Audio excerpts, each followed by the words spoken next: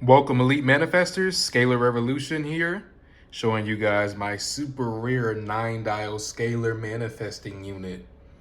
I believe this was made in the 90s. There were a couple of versions of these. I think there was I think this is the oak style. I think there was a darker, more walnut wood style, which is wood is important because there is a certain consciousness level there. When you're making manifesting machines, you do want to have your components in mind when making them.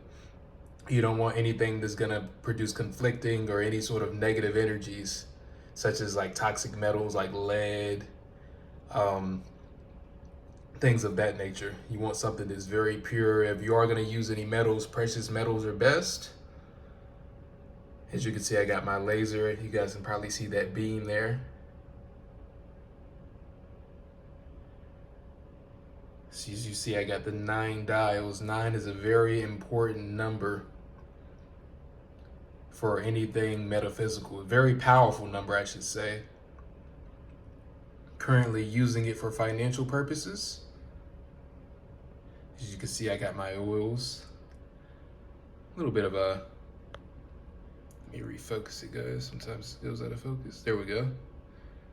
I'll be making videos on these as well. You see I got my camera. Of course, see the Polaroid. Let me explain this a little bit. So where you see my written request in some of my MechTech cells, that is the input plate. And over on the Polaroid area, let me show you guys here. That right there is the output plate. Clockwise spiral. Very simple yet potent. Very important sigil. As you see, it's copper wiring. Like I mentioned with using the precious metals in these types of devices. This is a very old unit, but as you can see, you can upgrade these by, of course, you see I have the laser that I always stress using, my MechTech cells, and I usually have this feeding into the Scion generator as well, but I have that charging currently. You see right here, have the numbered dials. Depending on what unit you have, sometimes there's different flows. As you can see, this has the down, up, down. So when you're dialing, you would use your left hand and I like to dial with my left hand and have a pendulum in the right. And as I'm tuning, I tell my higher self to make the pendulum swing on the, you're not doing this by force. You hold it still in your right hand and it will swing when you've tuned it to the perfect setting on the dial. So I go through each dial in this flow pattern and have the pendulum swing, and I'm at the perfect setting. And that's how I get my particular code for what I need. And you want to let it sit for a few days. You can, a little tip for you guys, if you guys have any of these units, you can put your left hand on the output plate here. It's always good to use lasers when doing this work to get the most accurate feedback. And hold the pendulum in your right hand and ask, is this rate still working for me? If it swings yes, you can leave it, which would be a clockwise spin. If it swings counterclockwise, which will be to the left, it will be time to change your rate. So you could do this daily to really get the best results, to keep the energy as fresh as you can, to see how well things are working for you. That's usually what I do. And once I get that counterclockwise spin, that's when you zero everything out. So I would turn all the dials back to zero in the same flow pattern. And usually I don't have it with me, but well, actually I do. I have it underneath here. I'll show you. Another one of my clearing discs. I have a couple of these underneath my Palo Santo sticks. I'll put that on the input plate to clear any. Usually if I'm changing the rate, I don't necessarily do this if I'm still keeping the same desire down. But if I'm changing desires, I'll put that on the input plate, and as I'm zeroing things out, just to clear any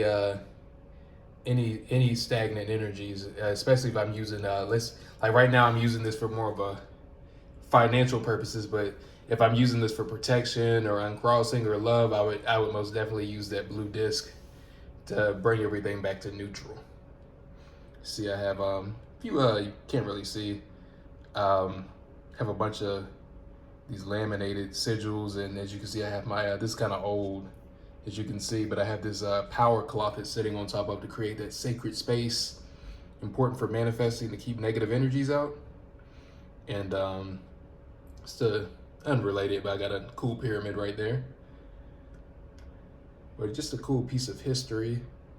And as I said in previous videos, you want to be careful with where you get these units from, because whoever the manufacturer is, their energy is embedded in these machines. So you don't want to get this from any negative people involved in negative practices, so that doesn't affect you and your life. Luckily, I got this from a very positive, empowered person, and I love using this, especially with the upgrades. Very important. But yeah, I'll definitely be doing more videos on these. This is the main one. I have a couple others, but this is the main one I actually use. Actually show you this without, it's currently in use right now, so I don't really want to mess with it too much, but I'll get more in depth with the different tuning practices, as well as just showing you the unit. Hope you enjoy this one, guys. Let me know if you've seen anything like this before. See you soon.